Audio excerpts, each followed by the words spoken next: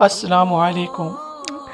Video سے start سے پہلے ایک ریکویسٹ ہے کہ آپ کائنڈلی ویڈیو کو لائک اور کمنٹ ضرور کر دیا کریں تاکہ مزید لوگوں تک یہ ویڈیو پہنچے، اور درود شریف ایک مرتبہ درود شریف ضرور پڑھ لیجیے۔ جزاک اللہ خیر۔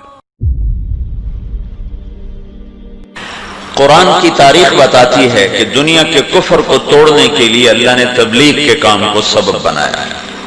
موسیٰ علیہ السلام تک تو تلوار چلی نہیں، سدھا اللہ کا سامع عذاب۔ پہلے نبی جنہوں نے تلوار اٹھائی وہ یوشع علیہ السلام۔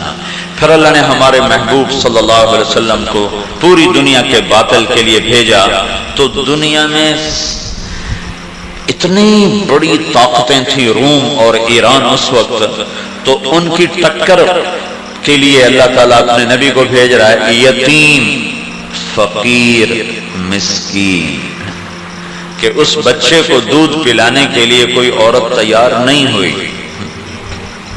ساری عورتوں نے چھوڑ دیا، یتیم دا بال سانو کی لبنا ہے۔ تو حلیمہ کی خوش نصیبی تھی کہ وہ لیٹ پہنچی، سارے بچے عورتیں لے گئیں، یہی یتیم بچ گیا تھا۔ جو ہی اس کو گود میں لیا، دودھ کی چھاتیاں ابلنے لگی۔ پوری دنیا کے انسانوں کے لیے نبوت کا تاج سر پہ رکھا جا رہا ہے، اور فقر و فاقے کی انتہا ہے۔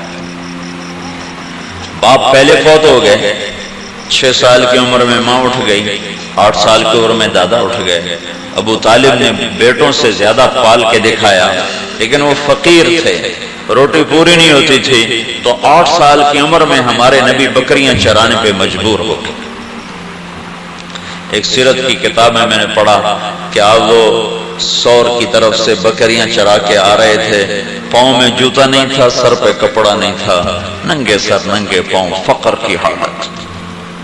اور ماں باپ دادے کے انتقال کی وجہ سے آپ کی طبیعت کے اندر غم اتر گیا تھا، کئی دن کچھ نہیں کھاتے تھے، زمزم کے 2-4 گھونٹ پی کے سارا دن گزار دیتے تھے، اور اکیلے بیٹھے رہتے تھے، غم کی وجہ سے بچوں کے ساتھ کھیلتے نہیں تھے۔ اور پوری دنیا کی نبوت کا اعلان ہو رہا ہے کہ یہ سارے عالم کا نبی ہے۔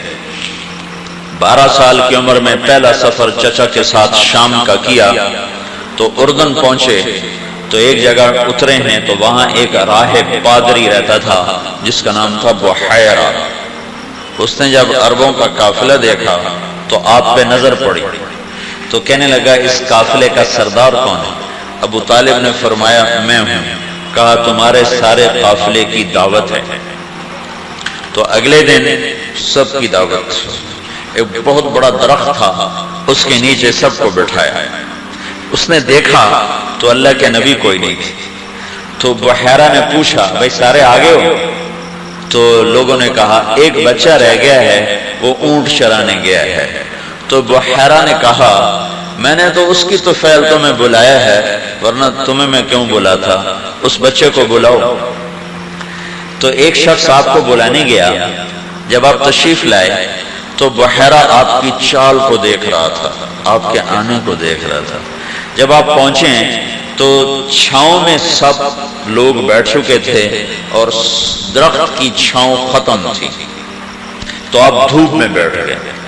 جو ہی آپ بیٹھے تو چند شاخوں نے آگے بڑھ کے آپ کے اوپر سایہ کر دی، تو بحیرہ یہ دیکھ رہا تھا۔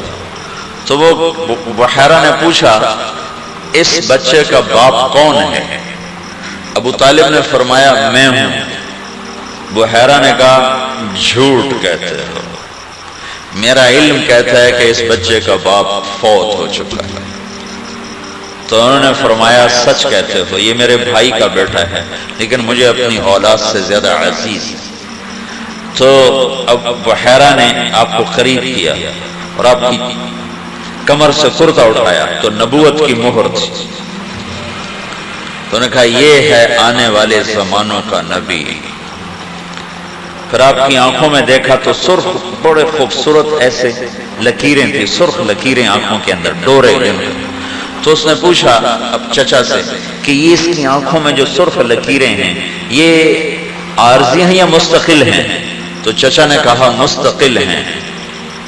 کہا اچھا بیٹے میں تمہیں لات و عزا کی قسم دیتا ہوں، مجھے سچ سچ بتانا، تو ہمارے نبی نے کہا بیس اللات والعزا، پتھر کے بتوں کی قسم مجھے نہ دو، وہ پتھر کے بت ہیں اور کچھ نہیں ہیں۔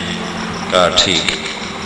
تو پھر انہوں نے کہا یہ بچہ آنے والے وقت کا نبی ہے، اس کو یہیں سے واپس لے جا، اگر یہودیوں نے دیکھا تو اسے قتل کر دیں گے۔